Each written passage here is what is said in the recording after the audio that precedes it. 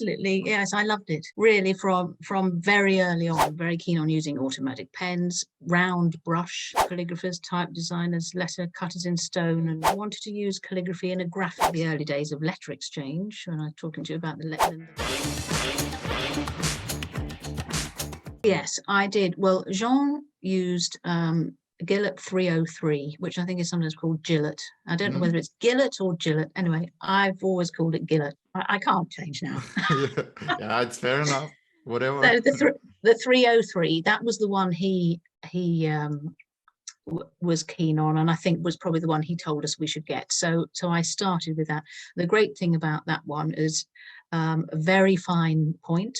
So you could do really fine lines for the thin.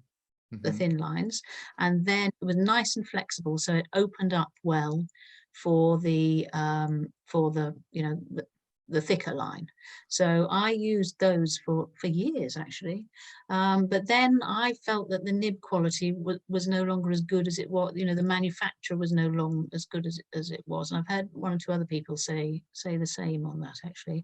So I changed to the Hunt 101, which again has fine point, is flexible, but just it's a little bit more robust than that Gillett one. So now I'd always use the Hunt 101 for my work. Okay, you use this one, but is it okay for beginners to use also this one, or it's more for advanced people? Yeah, I mean, I was a beginner. The Gillett, it was a similar one to the Hunt, and I was a beginner, of course, when I started to use that. I think sometimes a beginner might be better with a slightly more robust nib, so a little less pointed, and one that's a little bit stiffer, while you sort of get the feel of it.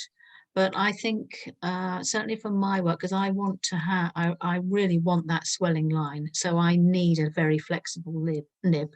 But probably, perhaps if you're not used to it, it might be slightly more difficult to manage one that's with such a fine point and it's flexible. So, yeah. I see. Okay, and you said also you're right now mostly interested in ruling pens. Like, are there any specific brand ruling pens that you use? Because I have a few ruling pens, but I think my favorite one is Handrhythmic by Brody. Oh yes, yes. I don't know if you've tried this one or. So yes, I don't have one, but I have tried one, and it was very nice, I must say. Yes, the ruling pens I've got vintage pointed ruling pens. Oh, the old ones from the compass sets? Yes, yes. Okay. And they, I mean, I've got one that belonged to a set, was from a set that belonged to my father. Now, my father was born in 1918, so and he perhaps had it at school. So that pen is, maybe 90 years old, something like that now. Wow. I think the vintage ones are great. If anyone who's interested in that, if they could get hold of a vintage one, it's well worth it. Actually, they're not very expensive because, people don't particularly want to buy little geometry sets now. Where can you find such stuff? Yeah, well, we would, you go into a town and you'll find a little antique shop, but not a sort of very expensive sort of antique shop, a bit slightly more what we would call a junk shop. Okay.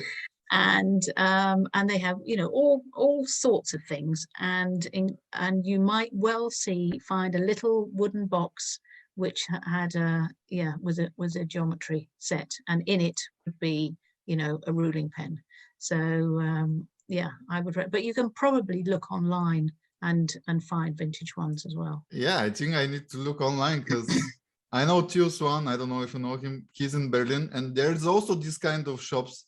And he told me one story where he found a book.